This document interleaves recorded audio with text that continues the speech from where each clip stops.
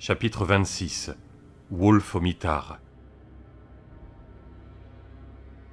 Jack s'était réveillé bien avant qu'il ne s'en rendisse compte, mais il ne comprit que très progressivement qui il était, ce qui lui était arrivé, et comment se présentait la situation. Semblable en cela au soldat qui survit à un tir de barrage long et acharné. Son bras lui est lancé, là où Gardner l'avait piqué. Sa tête lui faisait si mal que ses globes oculaires semblaient palpiter. Il avait furieusement soif. Il monta d'un cran sur l'échelle de la conscience lorsqu'il tenta de palper la chair meurtrie de son bras droit de l'autre main. Il n'y arrivait pas, et la raison de cette incapacité tenait à ce que ses bras étaient ni plus ni moins attachés dans son dos. Il flaira la vieille toile moisie, l'odeur d'une tente de scout retrouvée au grenier après de nombreuses années d'oubli. Ce fut seulement alors, quoiqu'il la contemplât stupidement depuis 10 minutes sous ses paupières mi-closes, qu'il saisit ce qu'il portait. Une camisole de force. Ferd l'aurait deviné plus vite, Jackie Boy. Et de penser à Ferd eut un effet régulateur sur son esprit, en dépit de l'horrible migraine. Il bougea légèrement, et les élancements de sa tête et les pulsations du bras lui arrachèrent un gémissement. Il ne put se retenir. Egbast. « Il se réveille !» Révérend Gardner. « Non, impossible. Je lui ai donné une dose de cheval. Il n'émergera pas avant 9h du soir au plus tôt. Il fait seulement des rêves. Ek, je veux que tu montes organiser la séance des confessions. Dis-leur qu'il n'y aura pas d'office du soir. J'ai un avion à prendre. Et ce n'est que le début de ce qui s'annonce comme une très longue nuit. Sonny, tu restes pour m'aider à mettre le registre à jour. Ek. On dirait vraiment qu'il se réveille. Gardner. Allez, Ek. Demande à Bobby Peabody d'aller jeter un coup d'œil à Wolf. Sonny ricanant. Il n'aime pas beaucoup être là-dedans, n'est-ce pas ? Ah, Wolf, ils t'ont remis au mitard, se lamenta Jack intérieurement. Je suis désolé. Ma faute. Tout cela est de ma faute. Les damnés se soucient rarement des rouages du salut, Jack entendit dire Gardner. Quand les démons intérieurs commencent à mourir, ils sortent en criant. Vas-y maintenant, Ek. Oui, révérend. Sans le voir, Jack entendit Ek s'éloigner à pas lourds. Il n'osait pas encore ouvrir les paupières. Coincé dans cette boîte grossière, fabrication maison, telle en son cercueil de fer la victime d'obsèques prématurées, Wolf avait hurlé le jour durant, se mettant les poings en sang à force de marteler les parois du mitard, tapant des pieds contre la porte à 2 verrous à l'autre bout du cercueil, jusqu'à ce que la douleur irradie de ses jambes à l'entrecuisse. Ce n'était pas avec ses poings, ni avec ses pieds qu'il allait se libérer. Il le savait. Tout comme il savait aussi qu'il ne le laisserait pas sortir simplement parce qu'il criait. Mais il ne pouvait s'en empêcher. Par-dessus tout, les loups détestaient être enfermés. Ses cris portaient à travers les terrains attenant au foyer, et même jusqu'au champ à côté. Les gosses qui les entendaient échangeaient des regards anxieux en silence. « Je l'ai vu aux toilettes ce matin, et il est devenu méchant », confia Roy Ordesfeld à Morton, la voix blanche d'angoisse. « Est-ce qu'il se branlait comme a dit Sonny ?» s'enquit Morton. Un nouveau hurlement monta du cercueil de fer. Les 2 garçons jetèrent un regard dans sa direction. « Et comment ?» affirma Roy avec feu. « Je n'ai pas bien vu parce que je suis petit, mais Buster Oates était juste devant, et il a dit que le retardé mental avait une quéquette de la taille d'une bouche d'incendie. Voilà ce qu'il a dit. »« Seigneur !» s'exclama respectueusement Morton, pensant peut-être à son membre minuscule. Wolf hurla tout le jour, mais dès que le soleil se mit à décliner, il se tut. Les garçons trouvaient ce nouveau silence menaçant. Ils se regardaient souvent entre eux, et encore plus souvent, quoique plus mal à l'aise, risquaient un regard vers le rectangle en fer, planté au milieu d'un coin pelé, dans l'arrière-cour du foyer. Le mitard mesurait 1,80 m de long, sur 90 cm de haut. Hormis le grossier carré découpé dans la face ouest et recouvert d'un gros grillage d'acier, il ressemblait exactement à un cercueil métallique. Que se passait-il à l'intérieur ? Se demandait-il. Et même lors de la confession, durant laquelle d'habitude les garçons se laissaient captiver, toute autre considération oubliée, ils ne quittèrent pas des yeux l'unique fenêtre de la salle commune, alors que celle-ci donnait du côté opposé au mitard. Que se passait-il à l'intérieur? Hector Bast savait qu'ils avaient l'esprit ailleurs, et cela l'exaspérait, mais il était incapable d'intervenir, parce qu'il ignorait ce qui précisément n'allait pas. Un sentiment d'attente frileuse tenaillait les pensionnaires du foyer. Leur frimousse était plus pâle que jamais. Leurs yeux étincelaient comme ceux des toxicomanes. Que se passait-il là-dedans? Ce qui se passait se révélait assez simple. Wolf s'en allait avec la lune. Il le sentit venir lorsque le carré de soleil projeté par la bouche d'aération se mit à gagner en hauteur, tandis que la qualité de la lumière devenait rougeâtre. C'était trop tôt pour aller avec la lune. Celle-ci n'était pas encore complètement pleine, et il lui en coûterait. Pourtant cela arriverait, comme cela finissait toujours par arriver aux loups, que ce fût l'époque ou non, lorsqu'on les mettait trop aux abois. Wolf s'était contrôlé longtemps, afin de faire plaisir à Jackie. Pour Jack, il avait accompli en ce monde de grands actes d'héroïsme. Jack en devinerait vaguement certains, sans jamais appréhender de près ou de loin leur véritable ampleur. Mais à présent, il se mourait, et s'en allait avec la lune. Et parce que ceci rendait cela plus que supportable, presque sacré et nécessairement écrit, Wolf s'en allait, avec soulagement et allégresse. C'était merveilleux de ne plus avoir à se battre. Sa bouche, soudain, un abîme de dents. Après le départ d'Eck, il y eut des bruits de bureaux, le léger grincement de chaises qu'on bouge, le cliquetis des clés accrochées à la ceinture du révérend, une porte de classeur qui s'ouvre et se referme. Abelson, $240.36. Bruit de touche qu'on frappe. Peter Abelson faisait partie du PE. Comme tous les garçons du PE, il était brillant, bien fait de sa personne, et ne célait aucun défaut physique. Jack ne l'avait vu qu'en de rares occasions, mais il trouvait qu'Abelson ressemblait à Dundee, ce gosse déshérité aux grands yeux, héros de bande dessinée. Clark, $62.17. Touche qu'on frappe. La machine ronronna lorsque Sonny appuya sur la touche totale. « Cela fait une drôle de chute !» remarqua Sonny.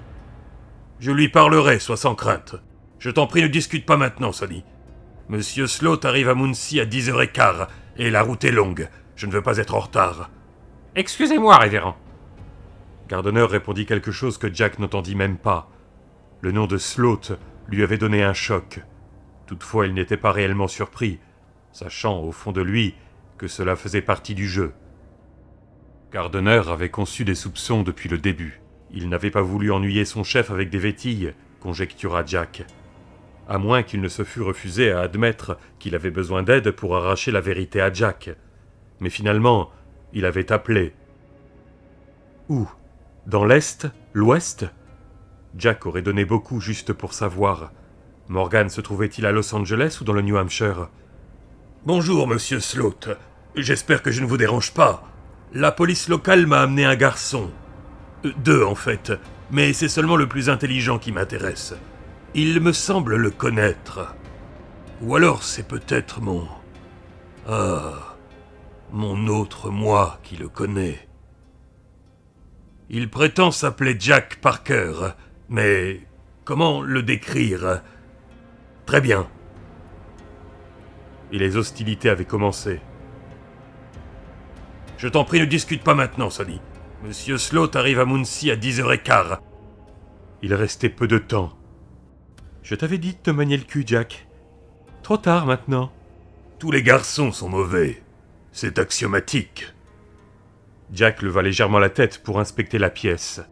Gardner et Sonny Singer étaient assis à côté, derrière le bureau, dans le repère souterrain du révérend. Sonny tapait sur une machine à calculer, tandis que Gardner lui dictait chiffre après chiffre, chacun suivant le nom d'un membre du personnel extérieur, les noms étant eux-mêmes classés par ordre alphabétique. En face du révérend, il y avait un registre, un grand classeur métallique et une pile irrégulière d'enveloppes. Le temps que Gardner tienne une enveloppe pour déchiffrer le montant gribouillé dessus, Jack put en voir le revers. Un dessin représentait 2 heureux bambins, chacun chargé d'une Bible, qui gambadait main dans la main sur la route en direction d'une église. Il était écrit dessous « Je serai un rayon de soleil pour Jésus ». Temkin, 106 $ tout rond. L'enveloppe partit dans le classeur, rejoindre ses pareils déjà enregistrés. Je crois qu'il recommence, commenta Sonny. Dieu voit la vérité. Mais sait patienter, déclara Gardner d'un ton doucereux. Victor est très bien. Maintenant tais-toi et terminons-en avant 6 heures. Sonny tapota sur sa machine. Le tableau de Jésus marchant sur les eaux avait été repoussé, révélant un coffre-fort derrière. Le coffre était ouvert. Jack nota la présence d'autres choses intéressantes sur le bureau de Gardner. 2 enveloppes, l'une marquée Jack Parker et l'autre Philip Jack Wolfe, plus son cher vieux sac. La 3e chose était le trousseau de clés du révérend.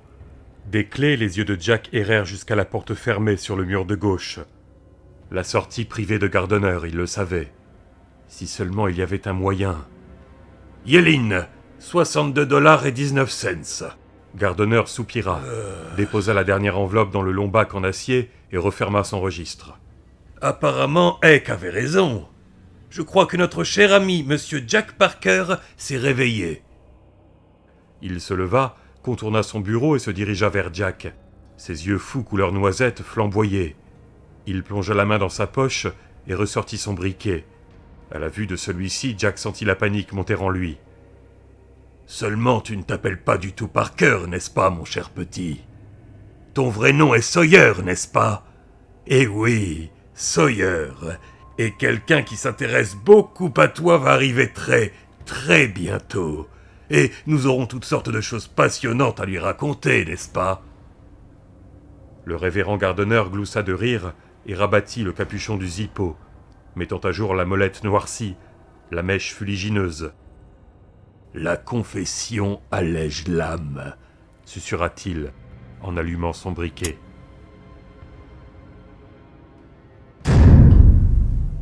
Qu'est-ce que c'est? S'inquiéta Rudolf, quittant des yeux sa batterie de four. Le souper, 15 énormes dindes en tourte, se présentait on ne peut mieux. Quoi? Demanda George Irwinson. À l'évier où il pelait des pommes de terre, Donny Keegan lâcha son grand rire hennissant. Je n'ai rien entendu? Reprit Irwinson. Donny rit de plus belle. Rudolf le toisa exaspéré. Tu vas faire des rubans avec ces maudites patates, espèce d'idiot? Là, tu l'as entendu cette fois, non? Irwinson se contenta de secouer la tête. Soudain, Rudolf eut peur. Ces bruits provenaient du mitard, qu'il était censé, bien sûr, prendre pour un parc à fourrage. Drôle de hasard. Le gros garçon se trouvait dedans. Celui dont il disait qu'il avait été surpris ce matin en train de se tripoter avec son copain. Celui qui seulement la veille avait essayé d'acheter son silence.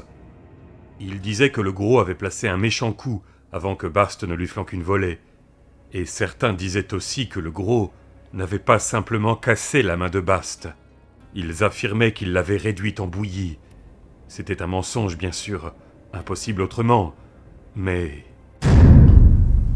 Cette fois, Irwinson regarda autour de lui. Brusquement, Rudolf décida qu'il avait besoin d'aller aux toilettes, et qu'il monterait peut-être jusqu'au 2e pour faire ce qu'il avait à faire, et qu'il n'en ressortirait pas sans doute avant 2 ou 3 heures. Il sentait venir l'orage. Un gros orage. Merde pour les dindes en tourte. Rudolf ôta son tablier, le jeta sur la paillasse par-dessus la morue séchée qu'il faisait tremper pour le dîner de demain soir, et se dirigea vers la sortie. « Où allez-vous » s'enquit Irwinson. Soudain trop aigu, sa voix chevrotait. Ses cheveux humides lui pendant sur la figure, Donny Keegan travaillait furieusement à transformer en balles de golf des pommes de terre originellement de la taille d'un ballon de foot. Rudolf ne prit pas la peine de répondre à Irwinson, et au moment où il atteignait le premier étage, il courait presque. Les temps étaient durs en Indiana, l'embauche rare, et le révérend Gardner payait en espèces. N'empêche que Rudolf commençait à se demander si l'heure n'était pas venue de chercher un nouvel emploi. Autrement dit, laissez-moi sortir d'ici! Le verrou d'en haut de la porte du mitard se brisa en deux. Momentanément, il y eut un trou sombre entre la paroi et la porte. Un instant de silence, puis... Le verrou du bas crissa, ploya. Il céda. La porte du mitard grinça en tournant sur ses gros gonds de fabrication grossière. Apparurent 2 énormes pieds à l'épaisse toison, talons en l'air. De longues griffes se plantèrent dans la terre. Wolf entreprit de sortir en se tortillant. La flamme oscillait d'avant en arrière sous les yeux de Jack. D'avant en arrière, d'avant en arrière. Le révérend Gardner semblait un croisement entre l'hypnotiseur de foire et quelque acteur de l'ancien temps mimant la biographie d'un grand savant au cinéma de minuit. Paul Muni, par exemple. C'était comique. S'il n'avait pas été aussi terrifié, Jack aurait rigolé. Et peut-être rigolerait-il après tout. À présent, j'ai quelques questions à te poser. Et tu vas y répondre, dit Gardner. Monsieur Morgan pourrait arracher lui-même les réponses. Oh, sans difficulté, indubitablement, mais je préfère lui épargner cette corvée. Donc, depuis quand es-tu capable d'émigrer ? Je ne vois pas ce que vous voulez dire. Depuis quand es-tu capable d'émigrer dans les territoires ? J'ignore de quoi vous parlez. La flamme se rapprocha. Où est le nègre ? Qui ? Le nègre ! Le nègre ! Brailla Gardner. Parker, Parcus, peu importe comment il s'appelle, où est-il ? J'ignore de qui vous parlez. Sonny ! Andy ! Hurla Gardner. Détachez sa main gauche, étendez-la moi. Warwick se pencha pour faire quelque chose par-dessus l'épaule de Jack. L'instant d'après, il dépliait le bras de Jack de derrière son dos. En se réveillant, son membre fut assailli de picotements. Jack tenta de se débattre, en vain. Ils tendirent sa main en l'air. « Maintenant, écartez-lui les doigts !» Sonny tira l'annulaire et le petit doigt d'un côté, Warwick l'index et le médius de l'autre. Dans la seconde qui suivit, Gardner avait appliqué la flamme du zippo sur la membrane à la base du V ainsi formée. La douleur était atroce, irradiant de son bras gauche jusqu'à sembler emplir le corps tout entier. Une bonne odeur de roussi envahit l'atmosphère. Lui, brûlé. Lui. Au bout d'une éternité, Gardner retira son zippo et le referma. Des gouttes de sueur perlaient sur son front. Il haletait. « Les démons crient avant de sortir !» déclara-t-il. « Que oui, ils crient. N'est-ce pas, les garçons ?»« Oui, gloire à Dieu !» récita Warwick. « Personne ne peut vous river ce clou !» ajouta Sonny. « Oh oui, je le sais. Et comment ? Je connaissais à la fois les secrets des garçons et des démons. » Gardner pouffa, puis se pencha en avant, sa figure touchant presque celle de Jack. Le parfum entêtant de l'eau de Cologne submergea les narines de Jack. Aussi terrible que cela put être, il trouva que cela valait mieux que l'odeur de sa chair brûlée. « Alors, Jack, depuis quand émigres-tu ? Où est le nègre ? Que c'est ta mère de tout ça ? À qui en as-tu parlé ? Qu'est-ce que le nègre t'a raconté ? Nous commencerons par là. » « J'ignore de quoi vous parlez. » Gardner dénuda ses dents en un rictus. « Les garçons, lança-t-il, nous allons encore faire couler un peu de soleil dans l'âme de votre camarade. Rattachez son bras gauche et libérez-lui le droit. » Le révérend Gardner rouvrit son briquet et patienta, son pouce négligemment posé sur la molette. George Irwinson et Donny Keegan se trouvaient toujours dans la cuisine. « Il y a quelqu'un dehors !» déclara nerveusement George. Donny ne dit rien. Il avait fini de peler les pommes de terre et se réchauffait actuellement devant les fours. Il se demandait quoi faire. La confession avait eu lieu juste au bout du hall. Il le savait. Et voilà où il aurait voulu être, dans un endroit sûr. Alors qu'ici, aux cuisines, il se sentait très, très nerveux. Mais Rudolph ne les avait pas congédiés. Mieux valait ne pas bouger.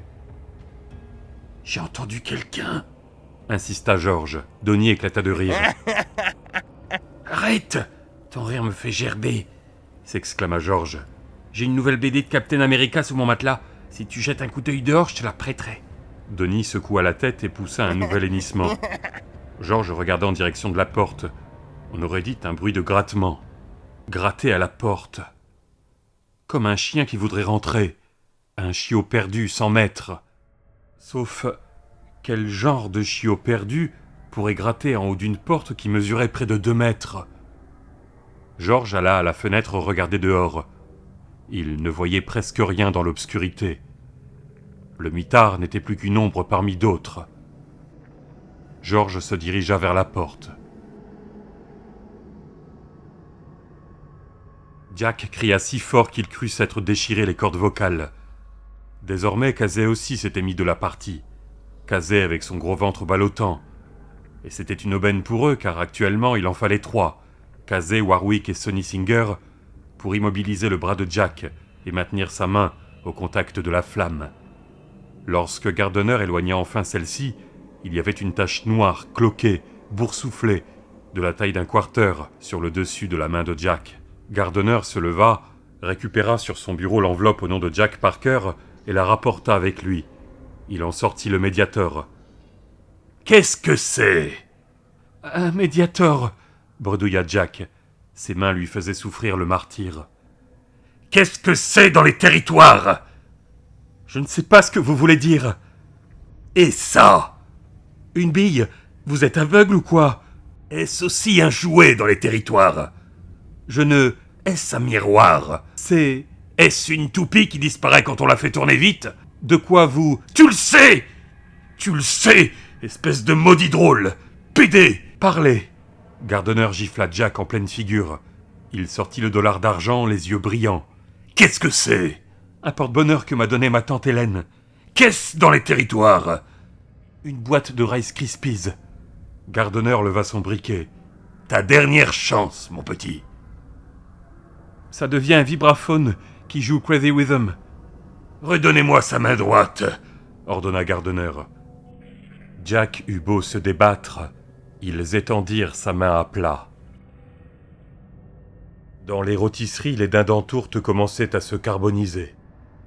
George Irwinson était planté devant la porte depuis près de 5 minutes, tâchant de prendre son courage à 2 mains pour l'ouvrir. Le bruit de grattement ne s'était pas reproduit. « Bon, je vais te montrer qu'il n'y a pas à avoir peur, espèce de froussard, » dit bravement George. « Quand on est fort du Seigneur, on n'a jamais besoin d'avoir peur. » Après cette noble déclaration, il ouvrit grand la porte. Une immense créature noiraude et hirsute se tenait sur le seuil, les yeux rougeoyants au fond de leurs orbites. George distingua la patte qui se leva et retomba dans l'orageux crépuscule d'automne. Des griffes d'une 20aine de centimètres étincelèrent à la lumière de la cuisine. Elles se plantèrent dans le cou de George Irwinson, dont la tête vola à travers la pièce dans un jet de sang, pour aller rouler aux pieds de Donny Keegan, hilar, follement hilar. Retombant à 4 pattes, Wolfe bondit dans la cuisine. Il passa devant Donny Keegan sans le regarder et fonça dans le hall. « Wolfe !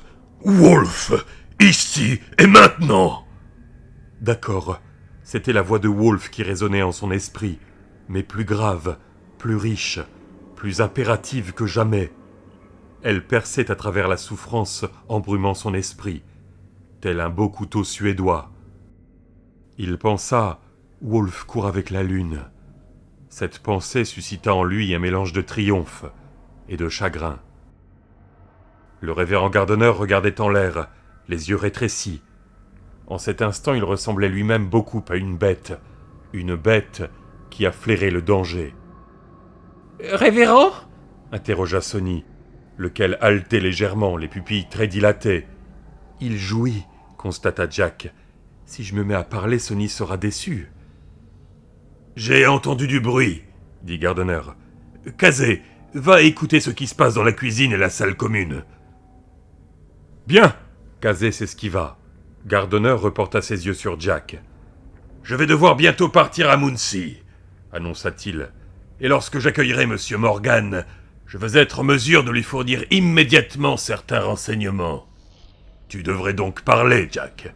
Évite-toi de grandes souffrances. » Jack affronta son regard, dans l'espoir que les violents battements de son cœur ne se devinent pas à sa figure, ni à une pulsation plus rapide, apparente des veines du cou. Si Wolf était sorti du mitard... Gardner tenait le Mediator donné par Speedy dans une main et la pièce, cadeau du capitaine Farren dans l'autre. « Qu'est-ce que c'est ?» Quand je décolle, ils se transforment en testicules de tortue, répondit Jack en éclatant d'un rire sauvage, hystérique. Le visage de Gardner se congestionna de colère. « Rattachez ses bras, et puis baissez la culotte de ce maudit bâtard. Voyons ce qui se passe, si nous lui chauffons les roustons. » Ekbast s'ennuyait mortellement pendant la confession. Il les avait tous déjà entendus, ces misérables péchés sur commande. J'ai volé du fric dans le porte-monnaie de ma mère, je fumais des joints dans la cour de récréation, nous mettions de la colle dans un sac poubelle pour la renifler, j'ai fait ci, j'ai fait ça. Des histoires de gamins, aucun intérêt. Rien qui l'empêche de penser au douloureux élancement de sa main. Ek aurait voulu être en bas, afin de s'exercer sur le dénommé Sawyer. Ensuite, il s'attaquerait au gros débile qui avait réussi à le surprendre, et à détruire sa grosse main droite. Oui, se mettre au travail sur le gros débile serait un véritable plaisir, de préférence avec un jeu de tenaille. Un garçon du nom de Vernon Scarda était présentement en train d'annonner. Donc lui et moi, nous avons vu qu'elle avait les clés sur elle. Vous voyez ce que je veux dire? Donc il fait... Sautons sur la salope et emmenons-la derrière le bloc, il fait. Mais je savais que ça allait pas. Et je lui ai dit alors, il fait... T'es qu'un froussard. Alors je fais... je suis pas un froussard, comme ça. Alors il fait... Prouve-le. C'est pas de la rigolade. Je fais... Alors... Oh doux Jésus, pensa Ek. Sa main commençait vraiment à lui élancer, et ses pilules contre la douleur étaient en haut dans sa chambre. De l'autre côté de la pièce, il vit Peabody bâiller à s'en décrocher la mâchoire. Donc nous avons fait le tour du bloc, et puis il me fait... Soudain la porte claqua vers l'intérieur, si fort que les gonds sautèrent. Elle heurta le mur, rebondit, cogna au passage un gamin du nom de Tom Cassidy, le fit tomber et le cloua au sol. Quelque chose se rua dans la salle. D'abord, Ekbast crut que c'était la plus grosse saloperie de chien qu'il ait vue de sa vie. Les gosses hurlèrent et bondirent de leurs chaises, et puis restèrent figés sur place, les yeux écarquillés d'incrédulité, tandis que la bête noirâtre qu'était Wolf se tenait debout, des lambeaux de treillis et de chemise à carreaux encore accrochés à son corps. Vernon Scarda fixait le vide, les yeux exorbités, la mâchoire pendante. Wolf rugit. Ses yeux flamboyant à la ronde, pendant que les garçons reculaient loin de lui. Pedersen battit en retraite, vers la sortie. Wolf, si grand que sa tête touchait presque le plafond, réagit avec la rapidité de l'éclair. Il lança un bras épais comme une poutre. Ses griffes forèrent un canal dans le dos de Pedersen. Durant un instant, sa colonne vertébrale fut nettement visible. On aurait dit un câble sanguinolent. Des caillots éclaboussèrent les murs. Pedersen fit encore un grand pas chancelant dans le hall, puis s'affaissa. Wolf pivota, et ses prunelles étincelantes s'arrêtèrent sur Ekbast. Celui-ci se sentit soudain les jambes molles, face à cette horreur hirsute, aux yeux rouges. Il savait qui c'était, ou du moins, qui ça avait été. Ek aurait donné n'importe quoi au monde, rien que pour s'ennuyer comme avant. Jack était de nouveau assis, ses mains brûlées, palpitantes, coincées dans le creux de ses reins. Sonny avait lacé la camisole très serrée, avant de déboutonner et de baisser le pantalon de Jack. « À présent » lança Gardner, qui tenait son zippo de manière que Jack puisse le voir. « Écoute-moi, Jack. Écoute-moi bien. Je vais recommencer à te poser des questions. Et si tu n'y réponds pas avec sincérité, la sodomie est une tentation qui ne te travaillera jamais plus. » Sonny gloussa sans retenue. Cette lueur de désir glauque, inhumaine, avait réapparu dans ses yeux. Il contemplait la tête de Jack avec une gourmandise morbide. « Révérend Gardner !» C'était Casey, qui avait l'air désemparé. Jack ouvrit les yeux. « Une espèce de monstre se promène en haut. Je ne veux pas qu'on me dérange. » Donny Keegan rit comme un malade dans la cuisine et... « Il a dit qu'il ne voulait pas être dérangé !» l'interrompit Sonny. « T'as pas entendu ?» Mais Kazé était trop effaré pour en tenir compte. Et c'est comme s'il y avait une émeute dans la salle commune. Des cris, des hurlements, et on dirait... Brusquement, l'esprit de Jack répercuta un rugissement d'une force et d'une vitalité incroyables. « Jackie, où es-tu? Wolf, où es-tu? Ici et maintenant !» Qu'on a lâché une meute de chiens ou je ne sais quoi là-haut. Gardner fixait désormais Kazé, les yeux plissés, les lèvres pincées. Dans le bureau de Gardner, en bas, là où nous étions au début. « En tas, Jackie !»« En bas, Wolf !» Ici et maintenant !» C'était bien ça. Wolf avait perdu la tête. Venant d'en haut, Jack entendit un coup et un cri. « Révérend Gardner !» s'inquiéta Kazé. Sa figure habituellement enflammée devint d'une pâleur mortelle. « Révérend Gardner, qu'est-ce que c'est ? Qu'est-ce que c'est ? Tais-toi !» cria Gardner, et Kazé se rétracta comme si on l'avait giflé, les yeux ronds de reproche, ses grosses bajoues tremblotantes. Passant devant lui, Gardner se dirigea vers le coffre, d'où il sortit un énorme pistolet qu'il fourra dans sa ceinture. Pour la première fois, le révérend avait l'air inquiet et dérouté. Au rez-de-chaussée, il y eut un sourd fracas, suivi de braillements. Singer, Warwick et Kazé, tous levèrent des yeux anxieux vers en haut. On eût dit les occupants d'un abri anti-atomique, écoutant avec angoisse un sifflement qui s'amplifiait au-dessus d'eux.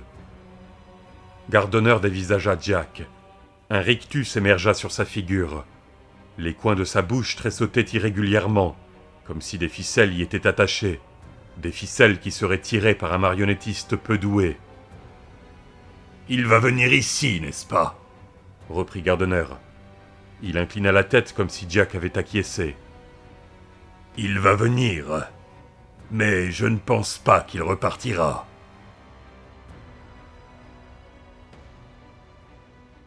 Wolf sauta. Ekbast tenta de se protéger la gorge du plâtre de sa main droite. Il y eut une douleur fulgurante, un craquement sec et un nuage de poussière lorsque Wolf, d'un coup de dent, arracha le plâtre, ainsi que ce qu'il y avait dedans. Ek fixait stupidement l'ancien emplacement de sa main. Le sang gicla de son poignet, trempant son pull blanc d'une tiédeur écarlate, brillante. « Je t'en prie !» gémit Ek. « Je t'en prie ! Wolf recracha la main. Sa tête revint à la charge avec la rapidité d'un serpent qui attaque. Ek sentit un vague tiraillement quand Wolf l'égorgea. Puis, plus rien.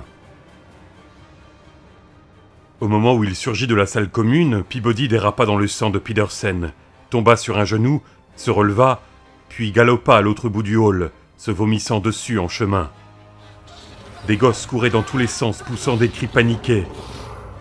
La panique de Peabody n'allait pas jusque-là. Il se rappelait ce qu'il était censé faire en cas de situation grave, bien qu'il ne crût pas qu'on n'eût jamais prévu une situation aussi grave que celle-ci.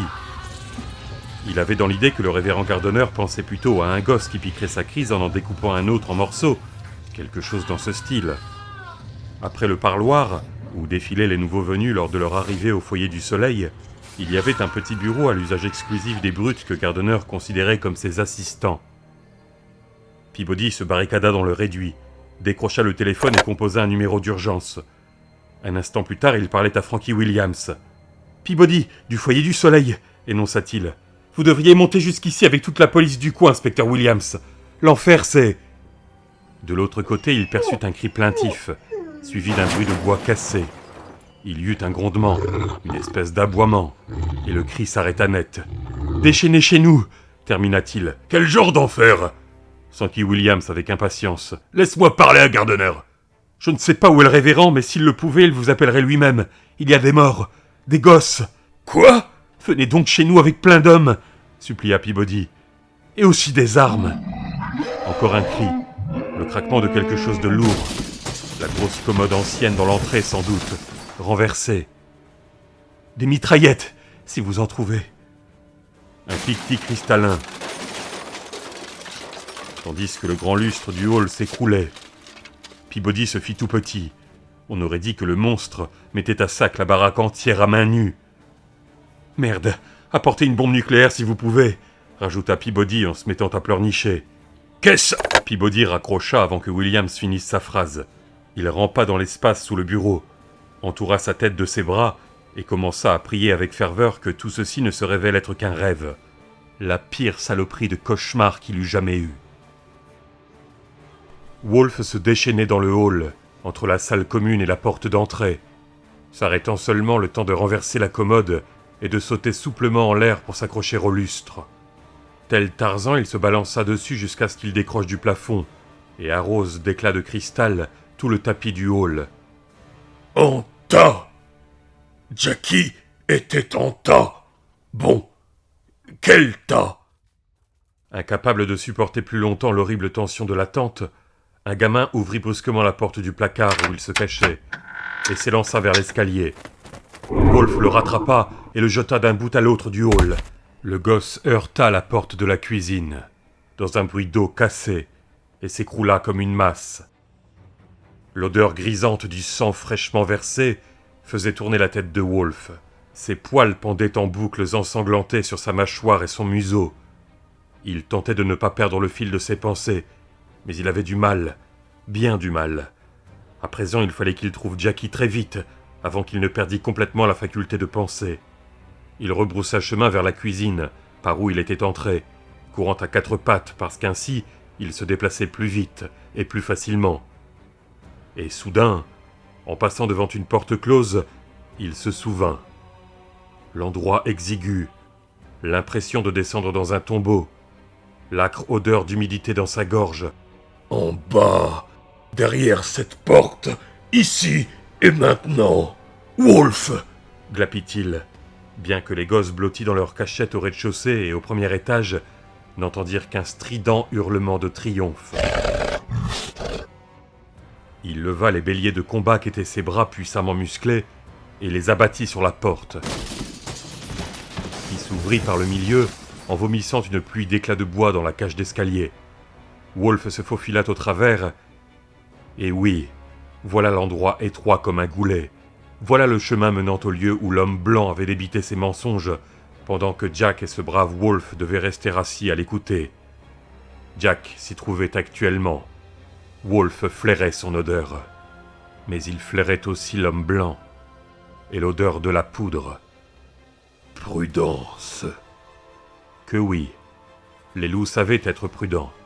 Les loups pouvaient courir, déchiqueter et tuer.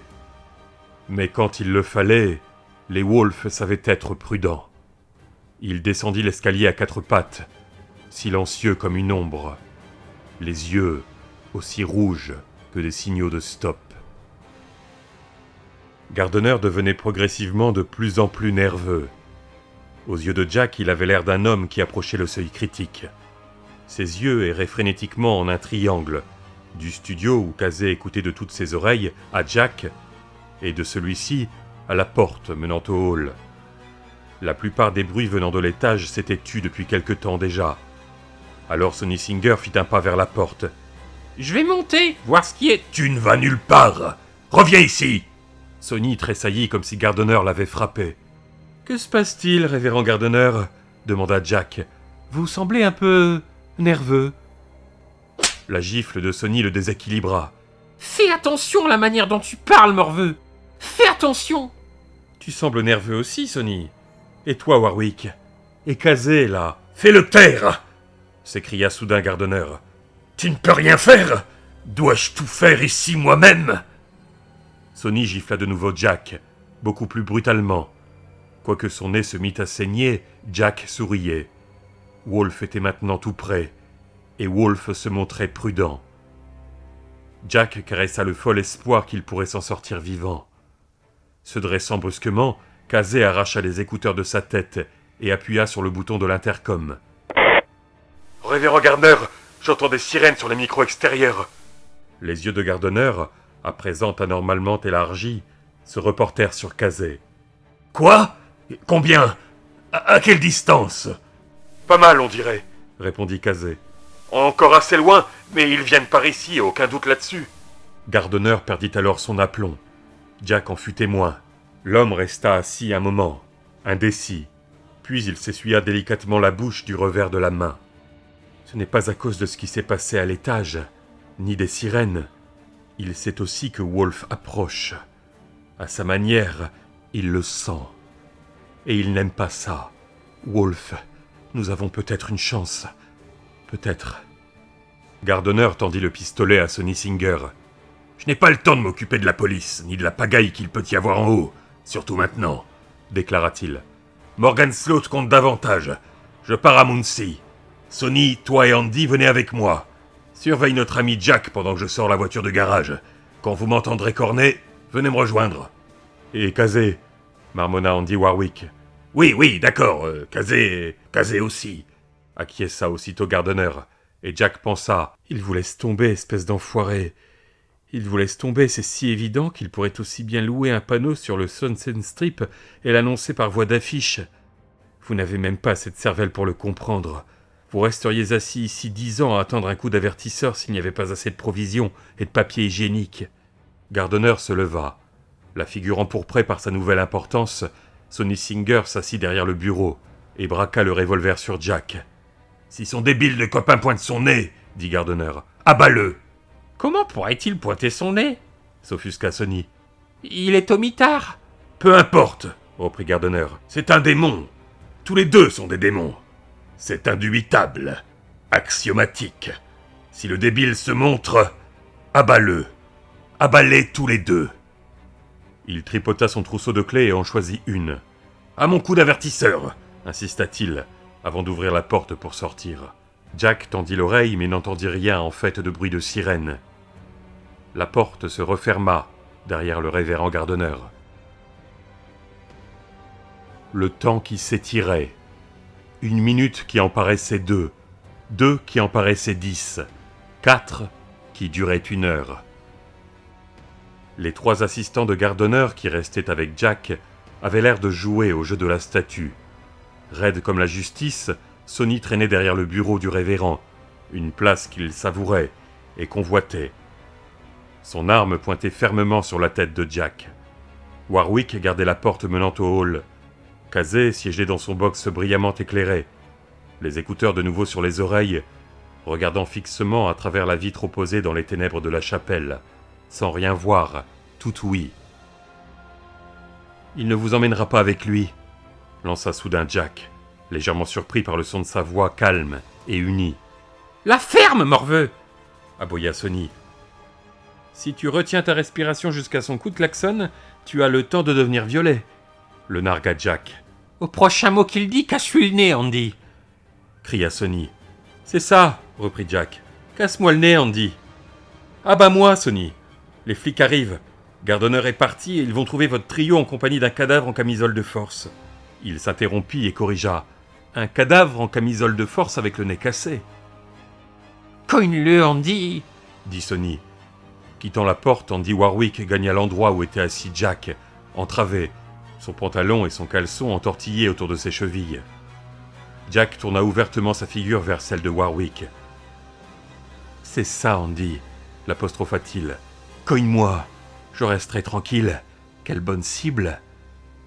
Andy Warwick ferma le poing, prit de l'élan, et puis hésita. Ses yeux reflétèrent l'incertitude. Il y avait un réveil digital sur le bureau de Gardner. Le regard de Jack s'y posa un instant, puis se reporta sur Warwick. « Cela fait 4 minutes, Andy. Combien de temps faut-il à un type pour sortir une auto du garage, surtout quand il est pressé ?» Sonny Singer bondit hors du fauteuil du révérend, contourna le bureau et fonça sur Jack. Son visage étroit et sournois était furieux, ses poings serrés. Il fit mine de frapper Jack. Warwick, plus costaud, l'en empêcha. La physionomie de ce dernier trahissait à présent l'embarras. Un profond embarras. « Attends !» dit-il. « Je n'ai pas à l'écouter, je... » « Pourquoi ne demandez-vous pas à Kazé si les sirènes se rapprochent ?» questionna Jack, et le froncement de sourcils de Warwick s'accentua. « Vous êtes dans le pétrin, vous ne le voyez pas ? Faut-il que je vous fasse un dessin ? Ça sent mauvais ici. » Il l'a compris, senti. Il voulait sans plan. D'après le remue-ménage en haut, se dégageant de la timide prise de Warwick, Sonny flanqua une baigne à Jack, dont la tête bascula sur le côté, puis retrouva lentement la position droite. « C'est un plan vraiment merdique. termina Jack. Tais-toi ou je te tue ! Siffla Sonny. Les chiffres du réveil changèrent. Déjà 5 minutes, commenta Jack. Sonny, intervint Warwick d'une voix entrecoupée. Enlevons-lui ce truc. Non ! Cria Sonny d'un ton offensé, rageur. En fin de compte, effrayé. Tu sais ce qu'a dit le révérend ? Débita Warwick à toute allure. Avant, lorsque les gens de la télé sont venus, personne ne doit voir les camisoles. Il ne comprendrait pas, il... L'intercom. Sonny, Andy ! Kazé avait l'air paniqué. Elle se rapproche, les sirènes ! Seigneur, qu'est-ce qu'on est censé faire ? Enlevons-la lui tout de suite.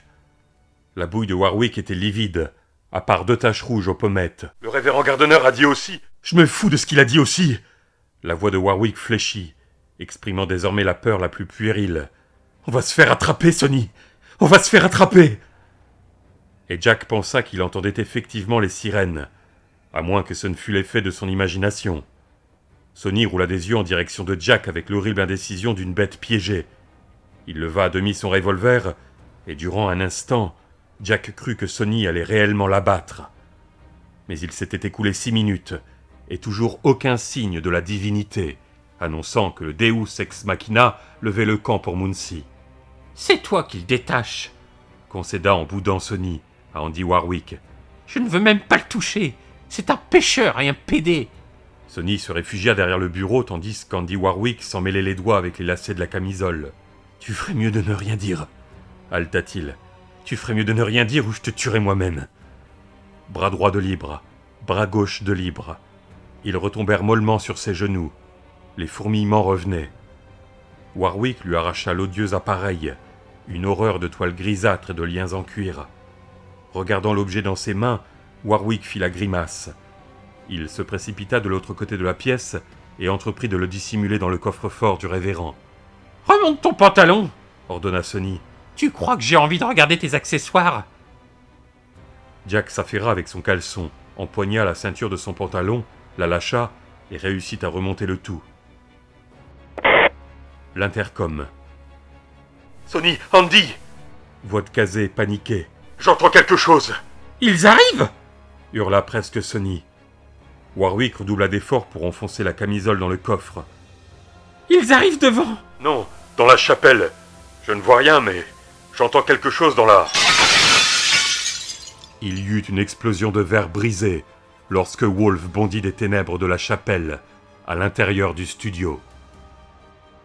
Kazé, sur son fauteuil pivotant, se repoussa loin de la console, ses cris hideusement amplifiés. Dans le studio, il y eut une brève tempête de verre. Wolf atterrit à 4 pattes sur la console inclinée et glissa d'un bord à l'autre, ses yeux jetant une lueur rouge. Ses longues griffes tournaient des manettes et appuyaient sur des boutons au hasard. Le gros magnétophone Sonny se mit en marche. « Communiste !»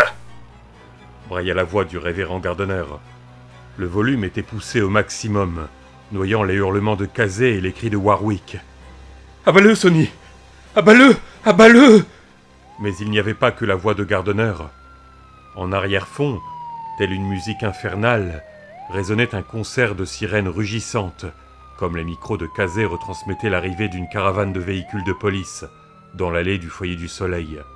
« Oh, ils vont vous dire que c'est très bien de regarder des livres cochons. Ils vous diront qu'il importe peu qu'il soit illégal de prier dans les écoles publiques. Ils vous diront qu'il importe encore moins qu'il y ait 16 représentants et 2 gouverneurs qui soient homosexuels notoires. Ils vous diront... » Le siège de Kazé alla rouler contre la paroi en verre séparant le studio du bureau de Gardner. Il tourna la tête, et un instant, tous purent voir ses yeux exorbités d'angoisse.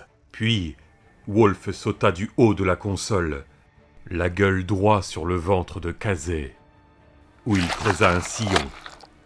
Ses mâchoires se mirent à travailler à la vitesse d'une moissonneuse batteuse. Le sang fusa et éclaboussa la vitre, tandis que Kazé était pris de convulsions. « Abat-le ! Abat-le, Sonny ! Abat cette saloperie !» gueulait Warwick. « Je pense que je vais plutôt abattre celui-là !» déclara Sonny en se retournant vers Jack. parlant avec l'air de quelqu'un qui a fini par prendre une grave décision, il hocha la tête, esquissa un rictus. « Jour viendra, mes garçons. Oh oui, un grand jour. Et ce jour-là, ces maudits athées communistes vont s'apercevoir que le roc ne les protégera pas. L'arbre mort ne leur fournira pas d'abri. Ils vont, oh alléluia, ils vont... » Wolfe grondant et éventrant. Le révérend Gardner, vaticinant contre le communisme et l'humanisme, les maudits revendeurs de drogue qui voulaient l'assurance que la prière ne revienne jamais dans les écoles publiques. Bruit de sirène à l'extérieur, portière qui claque, quelqu'un disant à un autre d'y aller calmement. Le gosse avait paru choqué. « Oui, c'est bien toi le responsable de tout !» Il leva son 45. Le museau du 45 paraissait aussi grand que l'entrée du tunnel d'Otley. La paroi vitrée entre le studio et le bureau vola en éclats de leur côté, avec un grésillement sourd. Une masse hirsute et noiraude fit irruption dans la pièce, le museau presque coupé en deux par un tesson de verre, les pattes ensanglantées. Elle poussa un cri presque humain. Une pensée frappa Jack si violemment qu'il partit à la renverse. « On ne doit pas faire mal au troupeau. »« Wolfe !» gémit-il. « Attention ! Attention, il a un... » Sonny appuya 2 fois sur la détente. Les détonations furent assourdissantes dans un espace aussi confiné. Les balles n'étaient pas destinées à Wolfe, mais à Jack. Au lieu de quoi, elles atteignirent Wolfe, parce qu'à cet instant, il se trouvait entre les 2 garçons en plein élan. Jack vit s'ouvrir d'énormes trous déchiquetés, sanguinolents, dans le flanc de Wolfe, à l'endroit d'où ressortaient les balles. La trajectoire des 2 projectiles se modifia en pulvérisant les côtes de Wolfe, et aucune ne toucha Jack, quoiqu'il en sentît une passer au ras de sa joue gauche. « Wolfe !» Le bond souple, agile de Wolfe s'alourdit. Son épaule droite se déroba, et il s'écrasa contre le mur dans une gerbe de sang, faisant tomber une photo du révérend, coiffé du fez des Shriners. Hilar Sonny-Singer pivota vers Wolfe et refit feu. Il tenait son arme à 2 mains, et ses bras tressaillirent sous l'effet du recul. La fumée formait un épais nuage irrespirable, immobile. Tant bien que mal, Wolfe se remit à 4 pattes, puis se dressa sur ses postérieurs.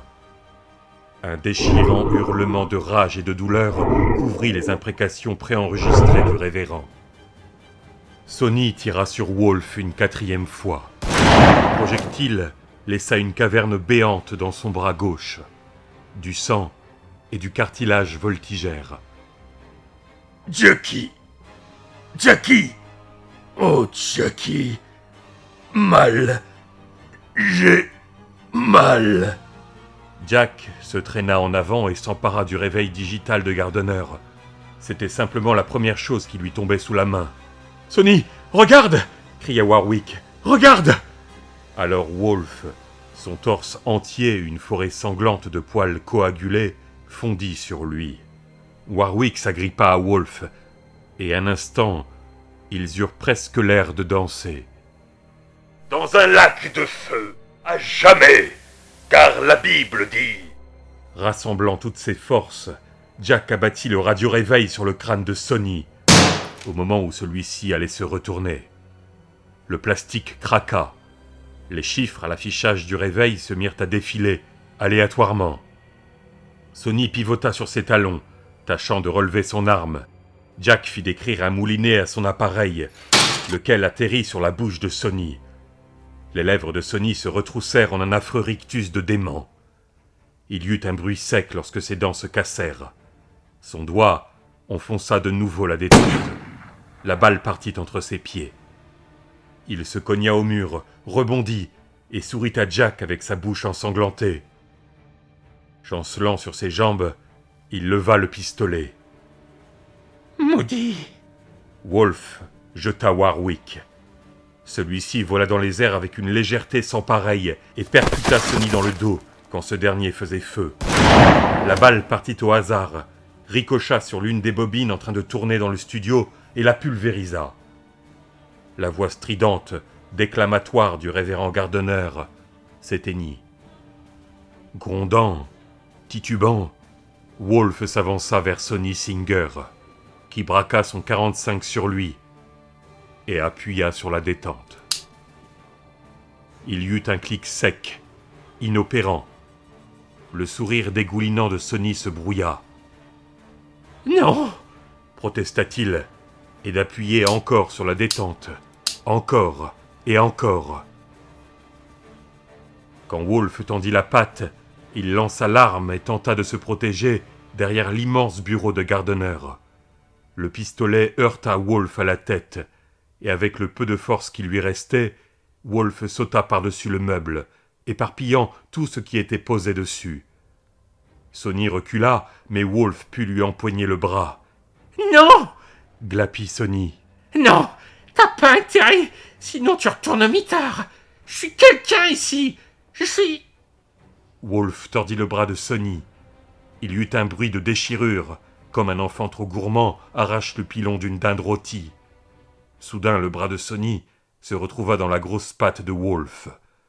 Sonny vacilla sur ses jambes, l'épaule pissant le sang. Jack aperçut une articulation blanche et luisante. Il se détourna, en proie à de violentes nausées.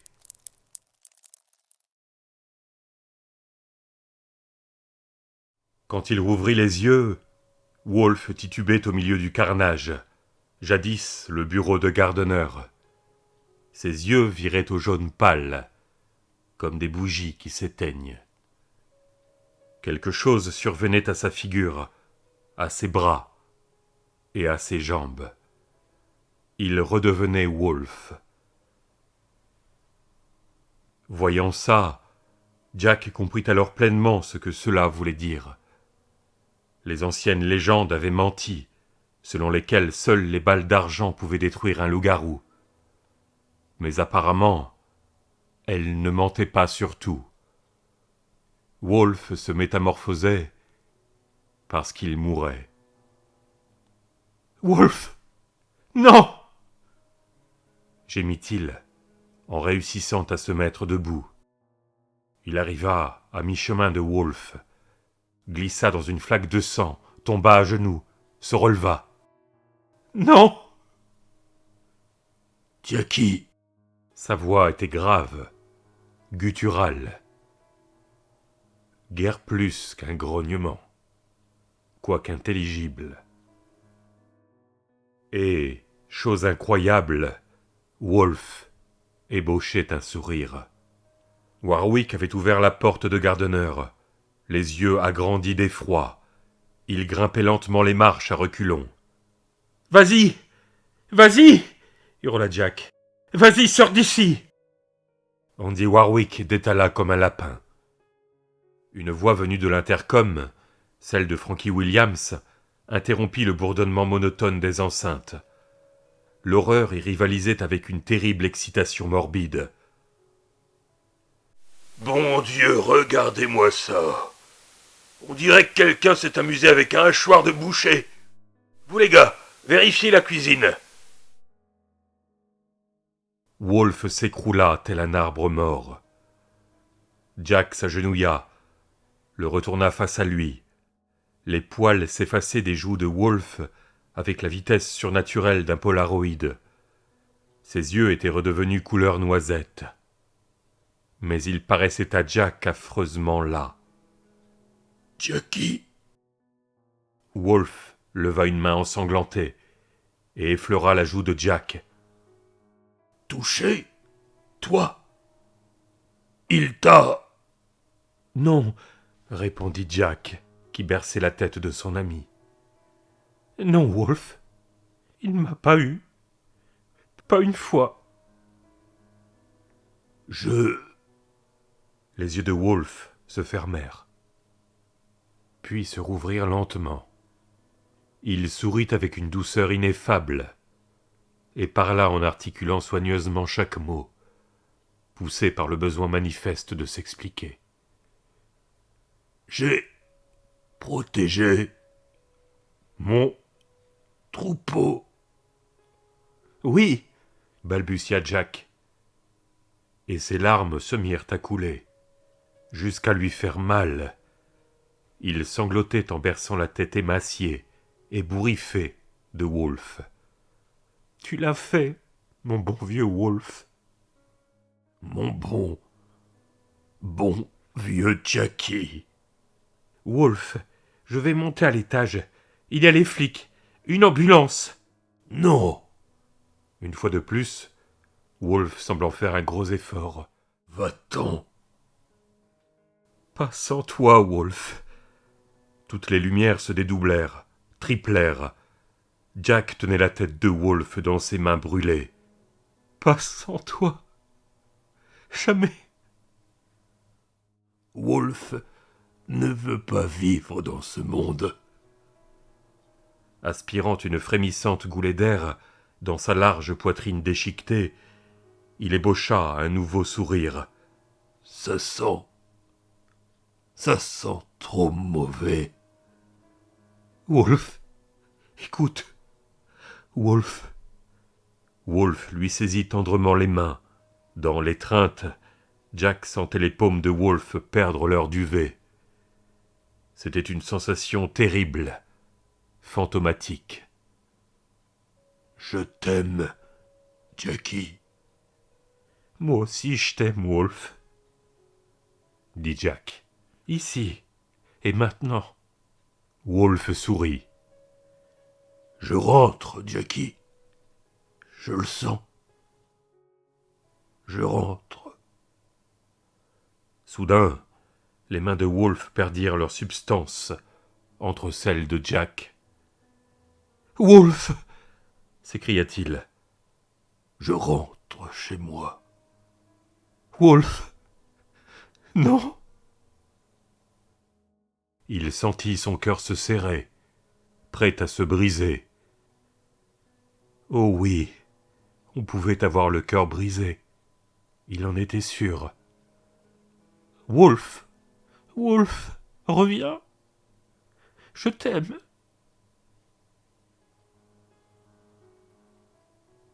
Désormais, il émanait de Wolf une sensation de légèreté. L'impression qu'il se transformait en une espèce de cocon soyeux, ou en un miroitement illusoire, un songe. Adieu. Wolf devenait transparent comme du verre, transparent, transparent. Wolf, Je t'aime. Wolf était parti. À l'endroit où il se trouvait par terre, il ne restait plus qu'un contour sanglant. Oh mon Dieu, gémit Jack. Oh mon Dieu, oh mon Dieu. Il se recroquevilla sur lui-même et se mit à se balancer d'avant en arrière, en gémissant, au milieu du bureau dévasté.